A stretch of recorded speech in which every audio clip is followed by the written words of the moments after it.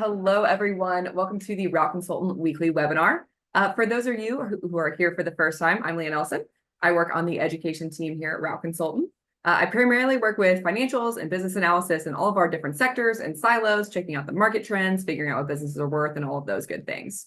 So for our regular attendees, welcome back. Whether you're brand new to the industry or you've been a contractor since the RPS days, we want these webinars to be places that you can learn, have a little bit of fun, and get all your questions answered. Before we get started, I do have to read a quick disclaimer, as we do every week. So Route Consultant is not endorsed by, is not recommended by Federal Express Corporation, FedEx Ground, or Amazon. Route Consultant is not sponsored by, is not approved by, is not associated with, and has no connection whatsoever with Federal Express Corporation, FedEx Ground, or Amazon. So basically all this means is that you will not hear any materially non-public information today, but we do hope you hear some helpful information nonetheless. Another note for all of our viewers today, we will have time at the end of the webinar for a Q&A session. So whether you want to submit a question on today's topic or any other topic that you have a question about, you can submit those questions in the Q&A feature at the bottom of the screen. Please do not use the chat function since we can only really manage one at a time. So if you put your questions in the chat, I probably won't see them and you may not get your question answered. But if you do put them in the Q&A section, I will see those and we will get those answered. So if you do have a question at any time, go ahead and put it in the Q&A at any time during the webinar today. So today we will be chatting about making the transition between P&D and Linehaul and kind of doing both of those. So we've got our experts here, Amy and Dave Byers. Hello, welcome. How are y'all doing today? We're doing good. Good. You? Perfect. Doing great. Excited to be here and learn about it. So I'm excited about this topic. It's good. Yeah, oh, it's a great one. It's a great topic today. So we'll just go ahead and get started and just basically tell us, how you got started with FedEx and really all the decisions that led you to get into Linehaul and really the process of that. Okay.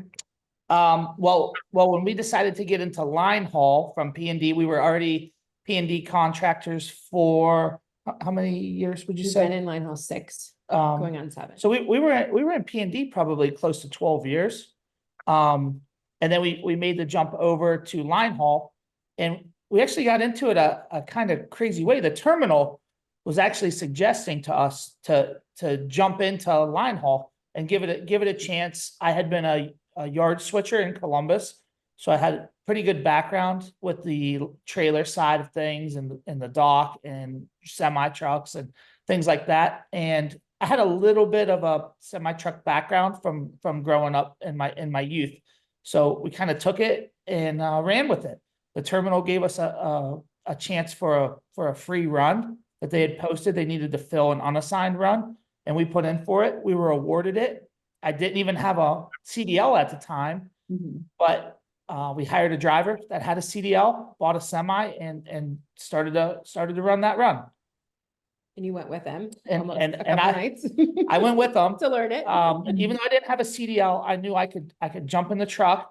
I could ride with them. I could learn all the work, all the locations, how to get into the terminals, where to go, where the Linehaul offices were, and just every aspect of it except driving the tractor itself.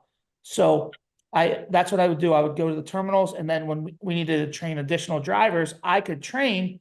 Even though maybe I couldn't drive, if once we got them approved, I could go with them from terminal to terminal and show them how to get into the terminals, where the Linehaul offices were, how to hook the equipment, and kind of every aspect of the Linehaul world to get them seasoned and ready to be on their own. And then the second route. And then we were awarded a second run, maybe 3 months after the first run.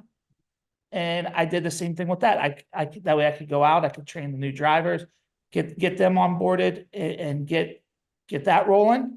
And then you got your CDL at that point. Yeah, at that point I decided it was time to get my CDL. So I went and I did a quick CDL course. They kind of taught me how to take the test, got my CDL, and then I could drive the tractors to the shop, terminal to terminal, wherever I needed to kind of move tractors or shuttle equipment, I could do that. And then the big and then we had a big jump.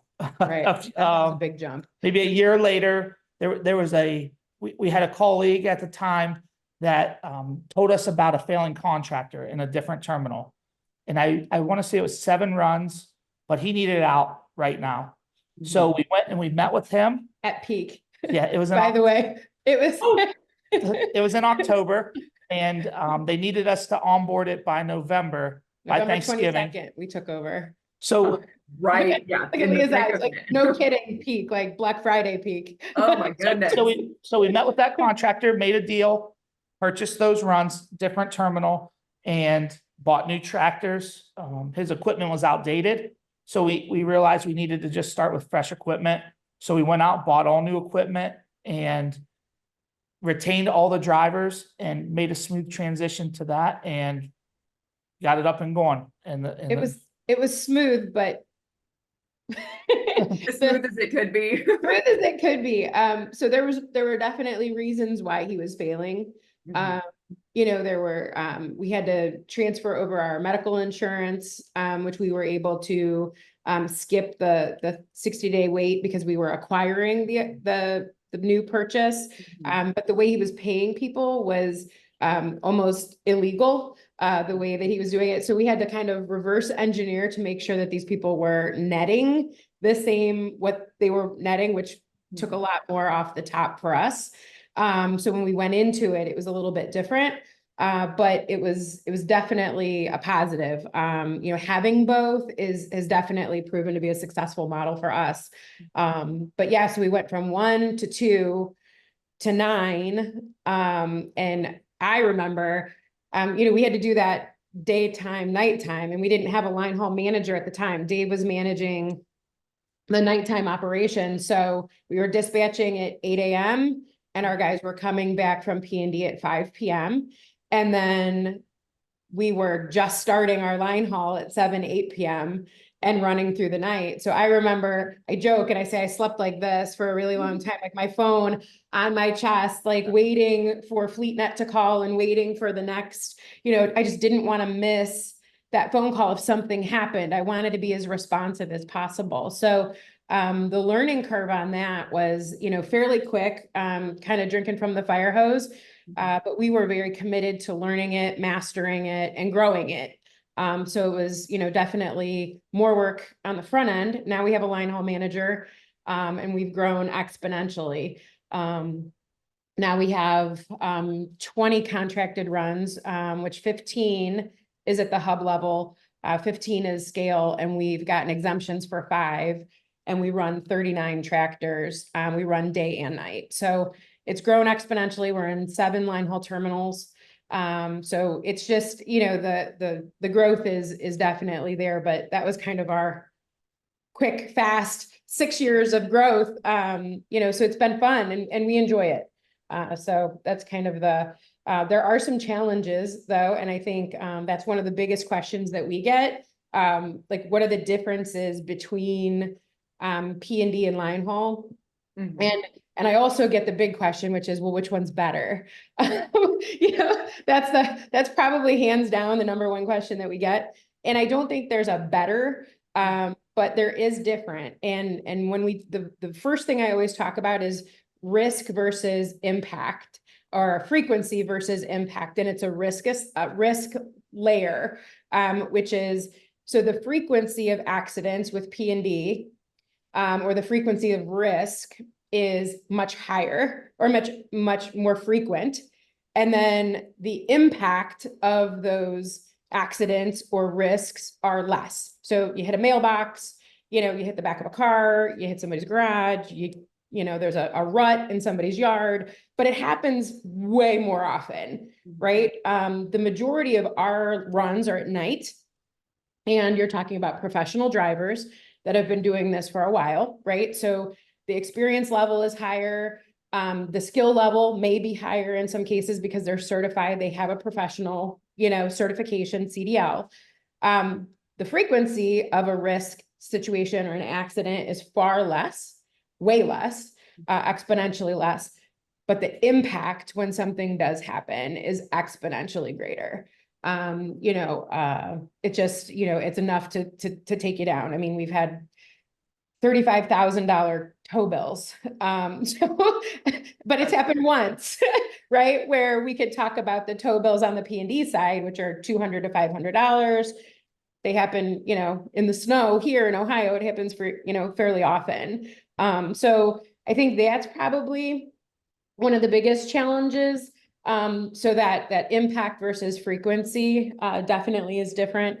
I don't think hiring is tough for our line haul because we're local line haul. So we are home every day. So we get a lot of the line haul over the road guys that are like, hey, I'm tired of being away from my family. I want to see my kids grow up. And then they understand that it's financially less revenue for them, you know, income for them, but that balance, that work-life balance is definitely there. So for us, finding people has not been an issue. You know, typically we get pretty good referrals, and we get, you know, as soon as I put a job ad up, it's home every day and it's like boom, boom, boom, boom, boom. So for us, it's a little bit different. I do know, you know, the over the road is definitely a different, you know, different animal. We don't do that. So that's, you know, and then we do have some day runs that we've taken on quite a bit. Actually, we have probably 8 full-time day workers that do P&D type spots, you know, just pickup and delivery type spots. And those are highly coveted day work. But, you know, a lot of our night guys say they want to move to days. They're like, oh, I want days. And I'm like, yeah, but days isn't what you think it is. They're not banker's hours. It's not like 8 to 3 or 8 to 4. You're working like business, like manufacturer hours, right? So it's like 9:30 to 9:30 p.m., you know, or when those pickups come, it's when those shifts get those packages ready that need to go back to FedEx. So it's different all there as well. Yeah, that makes sense. Kind of hopping back to, you said the line haul manager thing, just some questions on that. At what point do you think you need, particularly if you're doing both, because you're obviously operating during the day and at night, at what point do you think you would need that line haul manager? Is it as soon as you expand into line haul, or can you wait a little while? So we were at 9. It would depend on your involvement. If you're really involved, like we are, we held out a little bit longer before we put that BC in place, because I was handling all the day-to-day.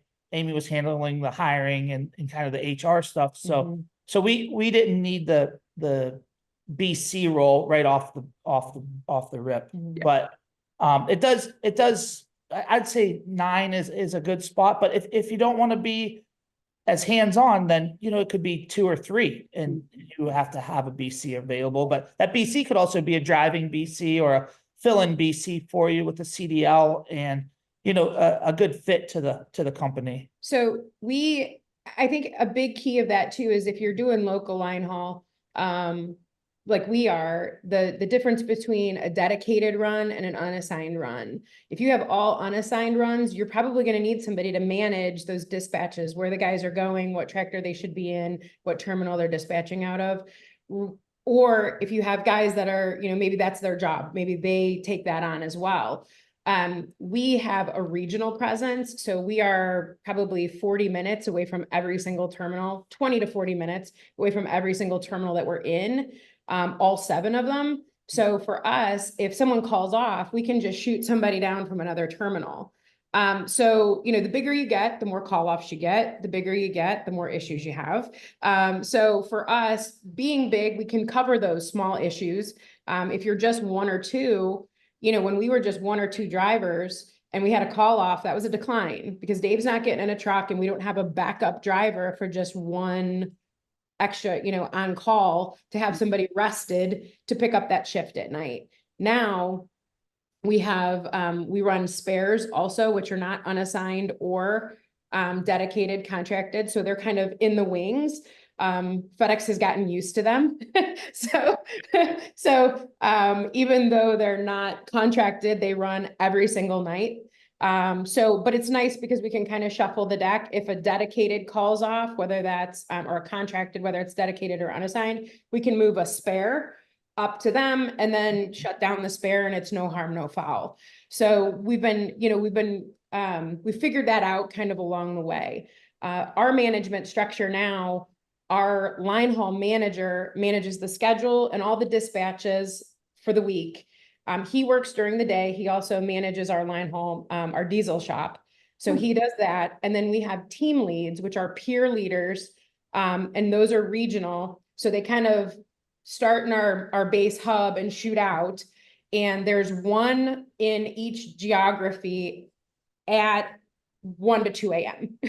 So the idea was to make sure that there's someone that could either rescue, dispatch, or help in each away region, because no one's home in the Cleveland area at 1 or 2. Everybody's where they're supposed to be. Wow, You know, whether that's Pittsburgh or Buffalo or Detroit or Columbus, they're all where they're supposed to be at 1 or 2 in the morning. So getting there is 2 to 3 hours away. So if we have someone that has a leadership, you know, responsibility in those areas at that time, it's really been effective for us. So there's always someone, you know, in the area that the person is in if there's a breakdown or a need. That's great. It's a really great structure for sure. Yeah. Kind of comparing the two, of course, you know, you grew in Linehaul pretty rapidly there for a little while, and definitely have grown a lot. Do you find it was easier or harder to grow in Linehaul compared to P&D?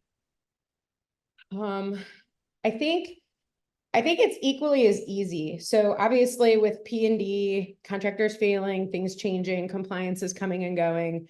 The opportunity to run contingency or bid on new contracts in P&D is really easy. The opportunities are plentiful. There's also people that are retiring or getting out. So there's opportunities through route consultant to, you know, link up with other areas. So that's obviously easy.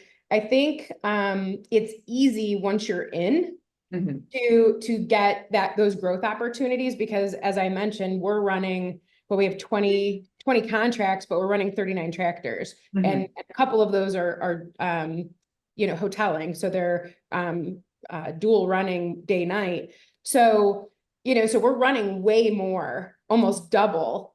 So we're in the wings, right? Waiting for those contracts to come and waiting for those opportunities, but the opportunity to earn is still there. So that growth opportunity has presented itself along with that day work. So it's harder for that opportunity to come up in Linehaul, but you can run, you know, just based on the same factors, another contractor not having enough staff, not having enough tractors, breaking down, you know, needing something different. And then I would say it's the other hiccup is you have to do well to grow. FedEx does have a scale at Linehaul, and the scale is at the hub level. So the good and bad about us being regional is a lot of our terminals are in the same hub. So our growth is limited to 15 right now is the scale. 15 contracted runs, and we're at 20. So we've gotten exemptions for 5. But again, like I said, we're running 39 tractors today. So, you know, so obviously we're ready, you know, and we kind of have this fight with them too, because we're like, okay, wait, so you can trust me, right? You want the milk, but you won't give me you won't pay the cow. Right. That whole, right? So you trust me to run 39, but you'll only give me 20. And we understand that relationship, but it's not like P&D where the scale is held at the terminal level, right? So you can be a certain percentage of that terminal, but in Linehaul, it's hub level. So for us to grow, we would have to go outside of the hub or continue to get exemptions, which as long as you are, you know, in your extra large size safety scale, I'm sure metals, the new metals program is going to have a lot to do with it. And we are at the top of all of those. So we're continually able to get those exemptions. But, you know, we've talked to them and they are looking into it. I mean, it's been a year or so, but they are looking into a different model for scale. So I think that's probably the biggest, but once you're in, I mean, going from 1 to 20 is, you know, definitely growth. So, you know, for somebody in P&D to get in with 1 to 5, you know, would be really, you know, attainable pretty quickly. So I think that, you know, that was when it was easy kind of jumping in. And you do have the opportunities to buy, you know, to buy Linehaul or to bid on, you know, open, organically grown areas. Speaking of FedEx, we kind of talked a little bit about their limitations there, do they encourage contractors to do both? Have you seen any pushback that, since you all do both of it, do you see any pushback from FedEx, or are they just, really cool with people who do P&D and Linehaul, or would they rather them stay separate or together? I think that they saw when we jumped into the Linehaul world, we were kind of one of the first to do both and in our terminal, and it worked and it was pretty successful. So with that being said, they kind of jumped on and decided it was easy so everyone could do it. So when they posted like 8 runs up, and I think they gave them away in pairs, and they gave maybe 3 sets of those They actually had a meeting. to Do you remember that? They had a meeting at the terminal inviting contractors that were interested, like, hey, do what these guys have done. Which then led to they awarded those runs to P&D contractors. So the P&D contractors kind of got their foot in the door at Linehaul. Now, in this case, it didn't work out for most of them, and we purchased the runs from these P&D contractors because it's tough. It's tough. You have to live it. You have to really be all in, and you have to have a little bit of familiar background with it to really make it run. But they do encourage the P&D Linehaul kind of crossover, and there are a lot of successful dual contractors, and I think how many there are. There's like 125 in the country that do both. Yeah. I don't know how many of them do it in the same terminal. So we're super fortunate to be in the same terminals because we can see a lot of what's happening. And it really does give you more insight to the P&D world when you understand what's going on the Linehaul side. So if they're asking for extra power at night, I can pretty much tell you that my P&D guys are going to be slammed in the morning. So I can make that call when FedEx is saying, hey, we need 2 more in the Cleveland market. I can make that call to my P&D manager and say, I need you to have 2 more guys on staff. Just bring them in as, TBD floaters. And when Dro hits, let's look at the volume, to keep my managers out of a truck in those moments. Same thing. Same goes with the volume when it's lighter, coming out of like a holiday weekend, and we might not run full power on one night, and then the following night we might not run full power again. So we know it's going to be pretty light, so we can kind of plan. FedEx will say it's going to be busy, but we know it's not going to be busy because we've sent 10 drivers home in the past 2 days. Yeah. So we can let our P&D BCs know that, hey, they're saying volume is going to be heavy, but based on our trends that we see, it shouldn't be there. And we're usually pretty right about. Yeah. Same with weather. Some of our terminals that experience a ton of weather, Buffalo, Pittsburgh. We know when those loads aren't coming. Sometimes the Pittsburgh and Buffalo runs will say no doubles. So we know if they're only hauling 1 trailer, they're going to bring half the volume back home, right? So the guys aren't going to be nearly as busy that next day. So we've been able to really kind of marry the two and understand how the whole e-commerce shipping network works, just instead of kind of being in your own bubble and being limited to, well, I don't know what else happens, but when the boxes come in, this is what happens. But it does give us a glimpse to why Dro is wrong sometimes as well. Whether it's software or, power or trends. I mean, and there's nights where other contractors won't have coverage, and they just, we don't have the extras. We're running all of ours. They have 2 call-offs. Well, 2 call-offs is 5,000 boxes, right? And we're 5, you know what I mean? It's just, those boxes don't make it here. So, where does that volume go? And if Dro said they were supposed to be there, but the guy didn't show up at midnight, that's not updated. So that could be your 10% variance in your actuals the next day. So we get, it's nice to have that little insight. It's not always the reason why Dro is off, but it does give us some insight. But I think FedEx does want that that diversification. They want that, that relationship to grow. I do believe that. I think that they want that, like, oh, they do both, or they want to be, you know, in deeper, with us, with the brand. So I think they do, you know, push that. But it's a 24-hour business. So, you know, as Dave mentioned, it's not rocket science. I can't say like, oh, we've, you know, figured out the magic secret sauce or whatever, and we're the only ones that can do it. But it does take time and investment, you know, so I think that's just, if you're willing to grow, you know, profitability is great. You know, in Linehaul, there's compliances, but the complexities that we go through as far as customer relationships, leaving the boxes, there's a whole other dynamic of rules and regulations that you have to follow, but not as many individual criteria, right? Like the service is different. It's 2 trailers, you don't touch the freight, you bring 2 back, right? So it's trucking. So the compliances that they're used to, they're going to have that at Yellow, or I mean, I guess any other trucking companies that those people work for, right? So any of those trucking companies are going to require the people to do their road, you know, their pre-trip, and, you know, follow DOT laws and maintain their CDL and all the things.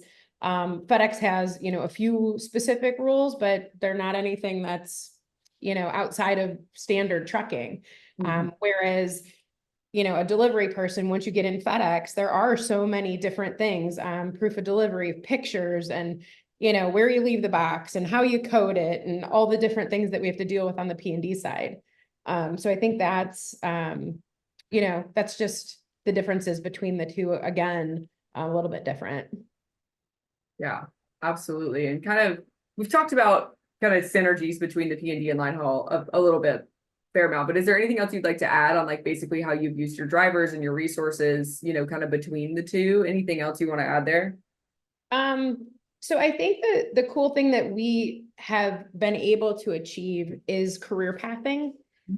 We have seven drivers now that have gone and gotten their their CDL from P&D, and they've, you know, our process, we don't pay for them to get their CDL.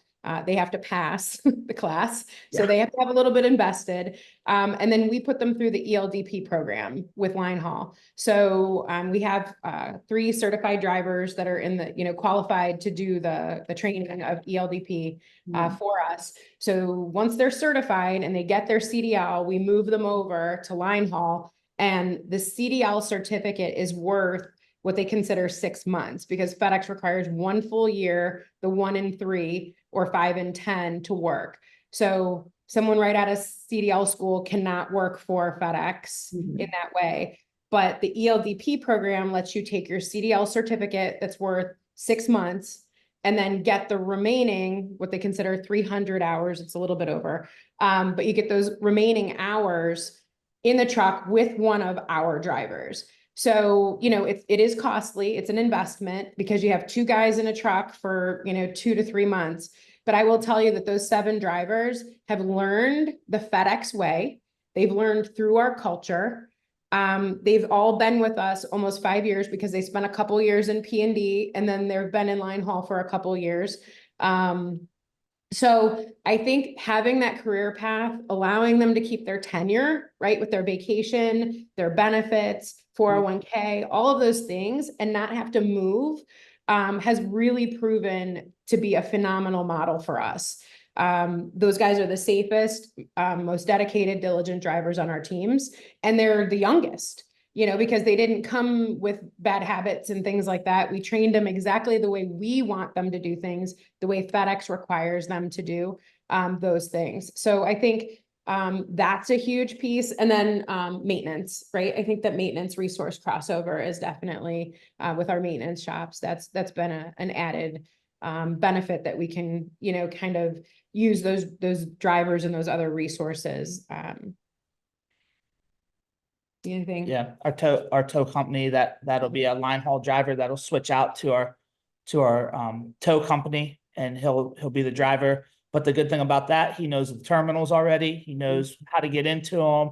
If there's a tractor broke down at a different terminal, he already knows how to get there safely. He has a FedEx badge, so he can get through the gate, and And, just familiar with where he's headed, Well, he's an extra resource. and on he's the Linehaul, too. resource too. Yeah, so if there's no, knock on wood, that there's no breakdowns or needs, and we use our tow service for both breakdowns and just shuttling trucks. So in the past, what do you need a driver and a manager or a BC and another guy to shuttle the trucks where they need to be, like, so from the terminal, just for a PM even.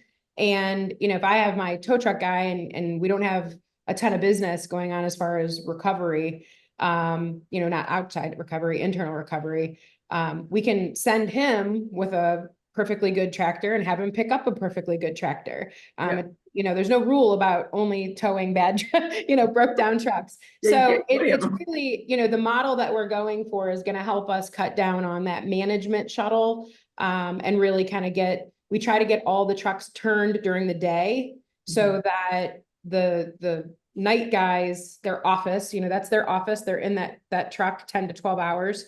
That's they deserve that space for themselves. So we try to get that back to them so they're not kind of, ruffled and have to move out and then, move back in.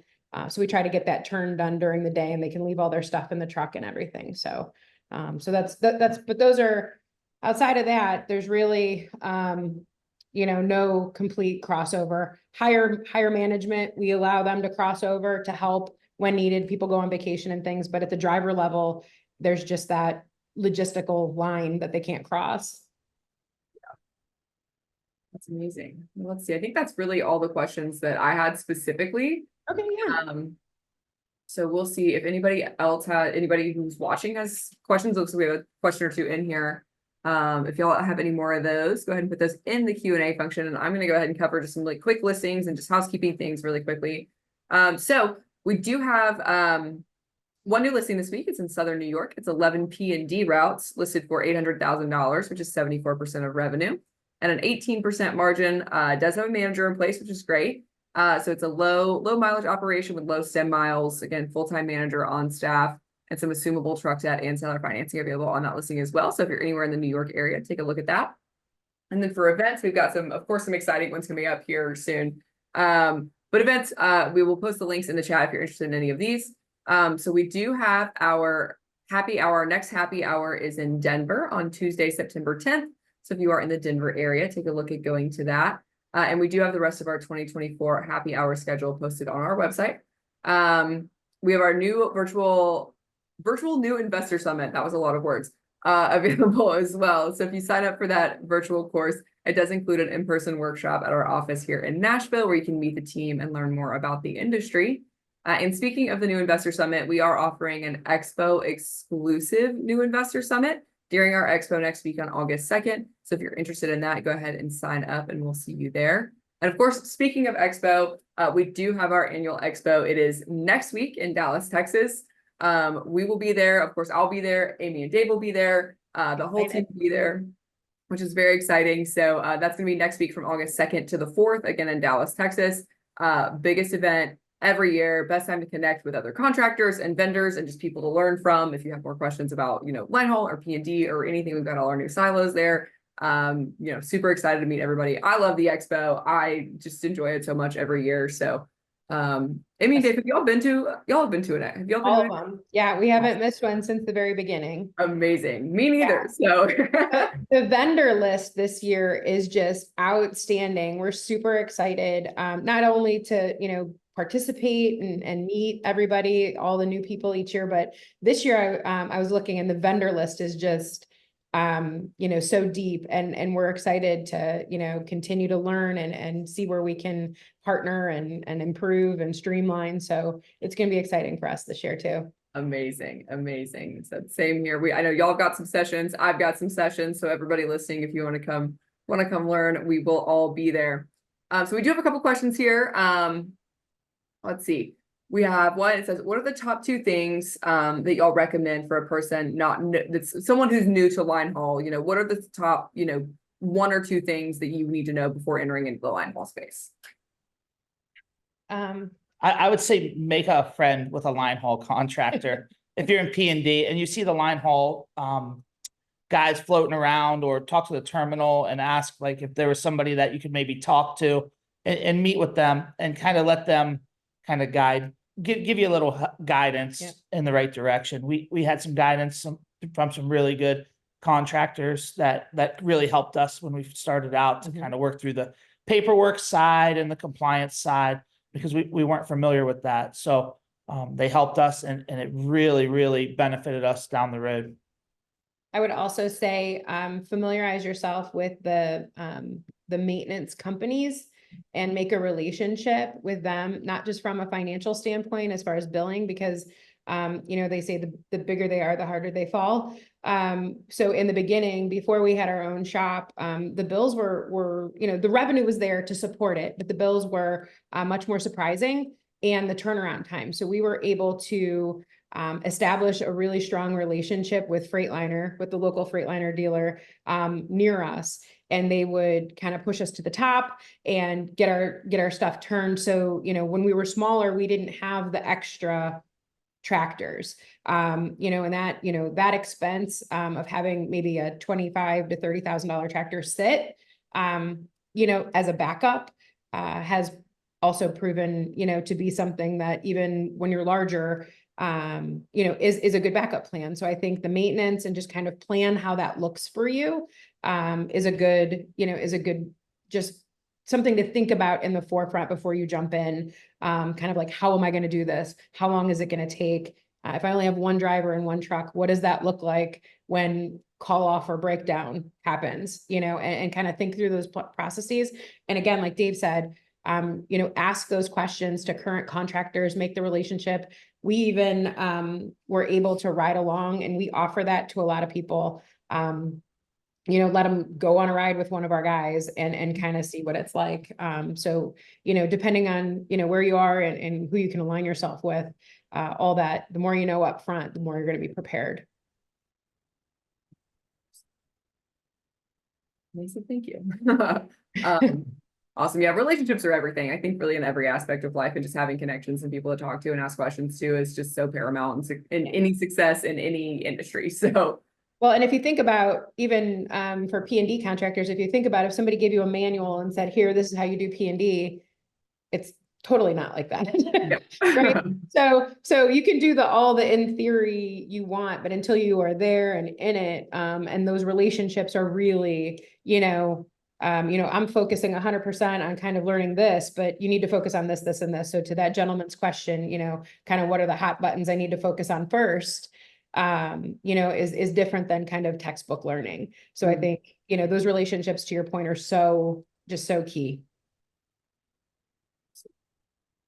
Well, perfect. It looks like we don't have any more questions right now, but if anybody does have questions, if you're listening and if you're watching on YouTube later on and you do have questions that you didn't get answered today or you think of later on, you can email us at info@routeconsultant.com and we will get those questions answered. But I think we'll call it a day today. Thank you so much, Amy and Dave, and we'll I don't know if we're doing a webinar next week, but we will definitely see you at the expo. Yeah. Very excited. Have a great day. Sounds good. Thanks. We'll see you soon. Bye-bye. See ya.